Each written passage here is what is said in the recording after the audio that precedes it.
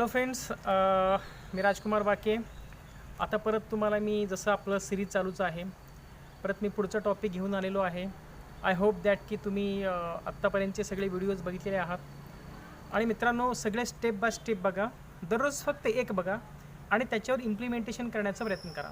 म्हणजे प्रत्यक्षात प्रॅक्टिकली त्या गोष्टी तुम्ही करण्याचा प्रयत्न करा. कसं होतं मित्रांनो, की आपण थेरी बऱ्याच गोष्टी ऐकलं तरीसुद्धा जोपर्यंत आपण इम्प्लिमेंटेशन म्हणजे प्रॅक्टिकली एखादं काम करत नाही तोपर्यंत आपल्याला अडचणी होणार आहेत. म्हणजे तोपर्यंत आपण शिकणार नाही आहे. जोपर्यंत आपण इम्प्लिमेंट करत नाही तोपर्यंत आपण शिकत नाही. तर मित्रांनो, आज मी तुम्हाला एक खूप जबरदस्त असा टॉपिक घेऊन आलो आहे. खूप छान असं टॉपिक आहे जे ऑलरेडी तुम्हाला माहिती असेल तरीसुद्धा तुम्हाला आता काय करायचं, ह्या गोष्टीची इम्प्लिमेंटेशन करायची आहेत. तर मित्रांनो, आज मी तुम्हाला घेऊन आलो आहे 3 टॉपिक. एकाच वेळेला आज मी 3 टॉपिक संपवणार आहे. तर हे 3 टॉपिक जे आहेत अत्यंत सोपे आहेत आणि इझिली इम्प्लिमेंट करण्यासारखे आहेत आणि कळावा म्हणून मी एकदम थोडक्यात आणि व्यवस्थित तुम्हाला मी सांगणार आहे. तर पहिलं आहे आय प्रॅक्टिस, राईट, ज्याला आपण आय फॅक्टर म्हणू. दुसरं आहे की एखाद्या गोष्टीचे रिव्हिजन करणं. आणि तिसरं आहे स्मार्ट स्टडी.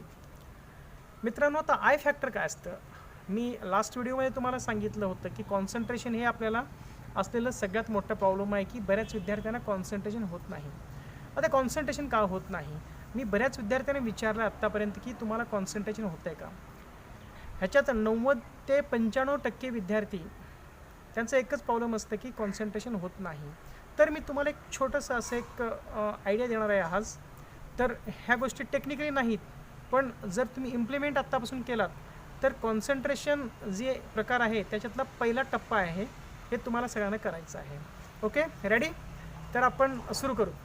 तर आय फॅक्टर काय असतं. सपोज मित्रांनो, तुम्ही एखादा मूव्ही बघायला गेलात जे तुम्हाला आवडतं. ते मूव्ही बघायला गेल्यावर ना, सपोज त्या मूव्हीमधला त्या पिक्चरमधला एखादा हिरो किंवा हिरोईन तुमच्या आवडीचा आहे. तर मूव्ही ज्यावेळेस सुरू होतो एंडपर्यंत 3 तास आपण एकटक कंटिन्युअसली, मध्ये तेवढा एक 15 मिनिटाचा गॅप सोडला तर, जो काही रिसेससाठी तुम्हाला सोडलं जातं तेवढं सोडलं तर जवळजवळ 3 तास आपण without any problem, right, any distraction आपण एकदम कॉन्सन्ट्रेशन एकदम देऊन बघत असतो. ह्याचं मागचं रिझन काय आहे, याचं मागचं रिझन असं आहे मित्रांनो, की आपण स्वतः आहोत इथं असं आपण कन्सिडर करतो आहे आणि आपल्याला असं वाटतं इनडायरेक्टली. आपल्या सबकॉन्शियस माइंडला असं वाटतं, सबकॉन्शियस माइंडला आपल्याला असं वाटतं, सुप्त मनाला, की हे रे आपण आहोत म्हणून, राईट. तर आपण स्वतःला तिथे इन्व्हॉल्व करतो, त्यामुळं 3 तास कसं गेले ना आपल्याला कळतसुद्धा नाही आहे, राईट. हा एक फॅक्टर झाला सगळ्यात महत्त्वाचा, हे लक्षात ठेवा तुम्ही. आणि सगळ्यात महत्त्वाचा मुद्दा मित्रांनो इथं आहे की कॉन्सन्ट्रेशन म्हणजे असतं काय. कॉन्सन्ट्रेशन म्हणजे एक प्रकारचं इंटरेस्ट असतो. तुम्हाला ज्या गोष्टीत इंटरेस्ट आहे, राईट, ती गोष्ट तुम्ही करायला सुरू केलात. जसं की तुमचं मूव्ही आहे, सपोज तुम्हाला तुमचा आवडीचा सब्जेक्ट आहे, तर आपलं कॉन्सन्ट्रेशन त्याच्यात जास्तीत जास्त म्हणजे आपण इन्व्हॉल्व होऊन अभ्यास करू शकतो, right. Concentration is what, concentration is a interest. तुमचा जर इंटरेस्ट असेल तर तुम्ही ते एकदम अप टू डेट आणि प्रॅक्टिकली करू शकता आणि प्रॉपरली करू शकता. आता कधी कधी काय होतं माहिती आहे का, की एखादा लेंदी टॉपिक असतो, राईट. त्या लेंदी टॉपिकचा अभ्यास करताना थोडंसं कुठून तरी एखादा म्युझिकचा जरी आवाज आला ना, आपण डिस्टर्ब होऊन जातो आहे. लेंदी टॉपिक असेल तर आपलं त्याच्यातलं इंटरेस्ट कमी होतो आहे, राईट. इंटरेस्ट कमी का होतो, का इंटरेस्ट कमी झालं की आपलं त्याच्यात कॉन्सन्ट्रेशन लागत नाही, राईट. त्याच्यानंतर आहे, तर हे इंटरेस्ट कसं डेव्हलप करायला पाहिजे आपण, how to develop the interest, right. एक लक्षात ठेवा मित्रांनो, मी तुम्हाला मुद्दामून आय फॅक्टर सांगितलं होतं. सपोज आज तुम्ही फोटो काढलात आणि फोटोग्राफर तुम्हाला संध्याकाळी फोटो दाखवतो आहे, तुमचे सगळे मित्र मिळून तुम्ही फोटो काढलेला आहात. तर सगळ्यात अगोदर तुम्ही कोणाचा फोटो बघता, मला खरं सांगा की तुम्ही सगळ्यात अगोदर फोटो बघता कोणाचं. तुम्ही सगळ्यात अगोदर जे फोटो बघता ना ते तुमचं बघताय. आणि तुम्ही काय करता, दुसऱ्यांशी कम्पेअरसुद्धा करत नाही. तुम्हाला असं वाटतं की माझंच फोटो बेस्ट आहे, राईट. दुसऱ्यांचं किती, सपोज तुमच्या बाजूला एक सलमान खान हिरो किंवा कोणीतरी एखादा मुलगी असेल, कुठली तरी हिरोईनशी जरी असेल तरी पण तुम्हाला असं वाटतं की माझा फोटो बेस्ट आहे, कारण त्याच्यात तुम्ही स्वतः असता, right. This is called the I factor. म्हणजे तुमचं कॉन्सन्ट्रेशन कम्प्लिटली कुठं आहे, त्या फोटोमध्ये, ते तुमच्याकडं आहे, राईट. सो मित्रांनो, स्वतःमधला इंटरेस्ट आणि स्वतःला संबंधित असलेले इंटरेस्ट असेल तर ॲटोमॅटिकली आपला कॉन्सन्ट्रेशन लागायला सुरू होतो, राईट. मी तुम्हाला एक एक्झाम्पल देतो, एक स्टोरी सांगतो. एक स्टोरी असं आहे, 2 पद्धतीने तुम्ही बघा. मी असं एक तुम्हाला स्टोरी सांगतो की जे अगोदरचे लोक होते ते जंगलात राहायचे. अगोदर एक माणूस होता किंवा अगोदरचे लोक होते ते जंगलात राहायचे, फॉरेस्टमध्ये राहायचे, एकदम गुहेत वगैरे राहायचे. आणि ते आपल्याकडे गॅसवर सिस्टीम आहे असं नव्हतं त्यावेळी. ते एकदम स्टोन्स रब करायचे, म्हणजे दगड रब करायचे, आग लावायचे, सगळं तयारी वगैरे करायचे, मग ते खायचे वगैरे, शिकारी करून खायचे. असं जर तुम्हाला मी स्टोरी सांगितलं, तुम्ही स्टोरी ऐकाल गॅरंटी. आय अंडरस्टँड ते तुम्ही स्टोरी ऐकाल, पण तुम्हाला स्टोरी तेवढं लक्षात द्यायची गॅरंटी नाही. जर तुम्हाला मी असं सांगितलं, तुम्ही स्वतःला ठेवायचं, तुम्ही अर्ली स्टेज म्हणजे अगोदरचा माणूस आहात आणि अगोदर तुम्ही कपडे वगैरे असं घालत नव्हते. ते लोक कसं घालायचे कपडे वगैरे तुम्हाला माहिती. आजकाल ह्या सगळ्या सुविधा आहेत आपल्याकडं. आणि तुम्ही जंगलात राहत होतात, म्हणजे कंदमुळं वगैरे खात. तुम्ही स्वतःला इमॅजिन करा. ज्यावेळी तुम्ही स्वतःला इमॅजिन कराल ना, तर प्रत्येक गोष्ट तुम्हाला ॲज अ पिक्चर म्हणून दिसेल. जसं एखादा चित्रपट चालू आहे असं तुम्हाला दिसायला सुरू होईल. म्हणजे सगळ्यात महत्त्वाचा फॅक्टर असा आहे मित्रांनो, की तुम्ही स्वतःला इन्व्हॉल्व करण्याचा प्रयत्न करा. जोपर्यंत आपण स्वतःला त्याच्यात बघत नाही तोपर्यंत आपलं त्याच्यात इंटरेस्ट क्रिएट होणार नाही. जोपर्यंत आपलं इंटरेस्ट क्रिएट होणार नाही तोपर्यंत आपलं कॉन्सन्ट्रेशन लेवल वाढणार नाही. तर मित्रांनो, हे झाला एक सिम्पलसा टॉपिक कॉन्सन्ट्रेशनवरचा. मी तुम्हाला दुसरा टॉपिक घेऊन जातो, स्मार्ट स्टडी. आता स्मार्ट स्टडी करायचं कसं आहे, अत्यंत महत्त्वाचा सब्जेक्ट आहे. जे नॉर्मली तुम्हाला सांगितलं जातं किंवा मी तुम्हाला तेच डायरेक्टली सब्जेक्टवरच येतो आहे. मित्रांनो, तुम्ही लक्षात ठेवा की तुमच्या एक्झामला अजून 6 दिवस आहेत. आपण समजू की तुमच्या एक्झामला 6 दिवस आहेत. तर 5 टॉपिक 5 सब्जेक्ट आहेत. तर तुम्ही ते डिवायडेशन कसं करणार? पहिला मेथड आहे की दररोज एक सब्जेक्टचा अभ्यास करायचं. म्हणजे 5 दिवस कन्सिस्टंटली. आज तुम्ही मराठी केलात, उद्या इंग्लिश केलात, मग सायन्स केलात, मग जिओग्राफी केलात, मग हिस्ट्री केलात. असे 5 सब्जेक्ट आहेत. आणि तुम्ही काय करणार, 6व्या दिवशी तुम्ही काय करणार, सगळ्या सब्जेक्टचे एकदा रिव्हिजन मारणार. मग तुम्ही एक्झामला जाणार. राईट. हा एक मेथड झाला. म्हणजे सकाळपासून संध्याकाळपर्यंत तुम्हाला कन्सिस्टंटली आज मॅथ्सच करायचं आहे.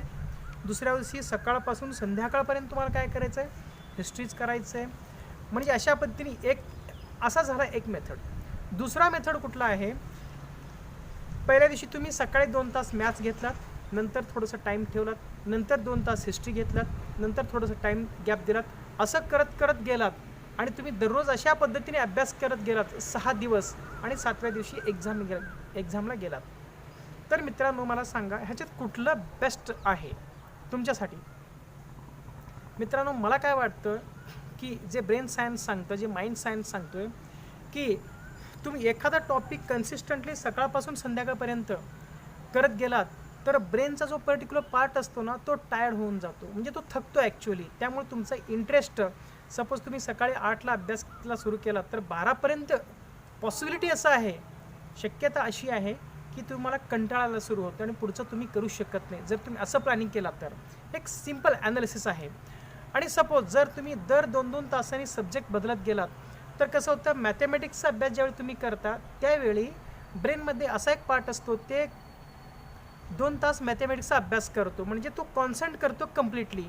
तुम्ही थोडंसं गॅप घेतलात आणि हिस्ट्री घेतलात तर दुसरा पार्ट ॲक्टिव्ह होतो आणि तो त्या पार्टला, जे मॅथ्सचा अगोदर तुम्ही अभ्यास केलात त्या पार्टला रेस्ट मिळतं आहे. राईट. इकडचा ॲक्टिव्ह होतो. म्हणजे कसं आहे, प्रत्येक सब्जेक्ट वाईज तुम्ही गेलात ना, प्रत्येक सब्जेक्टला ब्रेनचा एक पार्ट काय करत असतो, वर्क करत असतो. राईट.